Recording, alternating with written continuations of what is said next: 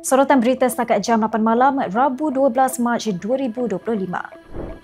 Jiang Zemin mencabar Presiden MCA Wee Ka Siong untuk berdebat mengenai kerugian yang didakwa ditanggung oleh kumpulan wang simpanan pekerja dalam perjanjian penswastaan melibatkan Malaysia Airports Holdings Berhad.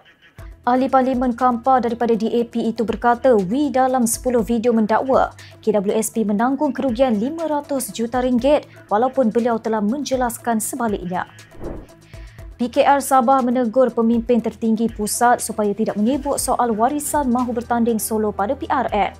Ketua Penerangan PKR Sabah Razif Rakimin berkata pengarah komunikasi Lee Chan Chung tidak perlu meminta warisan memikirkan semula hasrat bertanding solo kerana pemimpin parti itu dari awal menunjukkan sikap angkuh dalam perundingan dan kerjasama. Ketua Penerangan UMNO Kelantan Zawawi Osman menggesa kerajaan negeri mengutamakan usaha mempercepatkan projek tebatan banjir berbanding melayan dakwaan di sebuah audio siar baru-baru ini. Zawawi berkata Menteri Besar Muhammad Nasruddin Daud sepatutnya fokus selesai isu pengambilan tanah bagi membolehkan projek tebatan banjir pembangunan lembangan Sungai Bersepadu Sungai Golok disambung semula.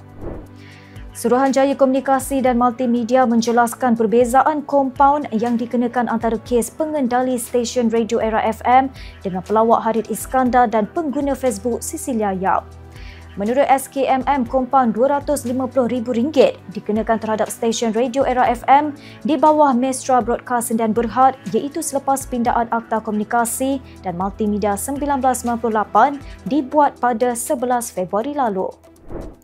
Mahkamah Session Kuala Lumpur melepas tanpa membebaskan bekas Panglima Tentera Laut Diraja Malaysia, Ahmad Ramli Noor daripada 3 pertuduhan pecah amanah membabitkan projek pembinaan kapal tempur pesisir.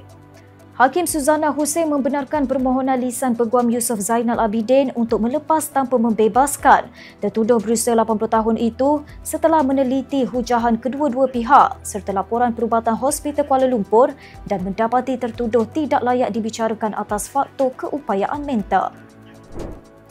Demikian sorotan berita untuk malam ini. Untuk maklumat lanjut, layari FMT dan ikuti kami di sini.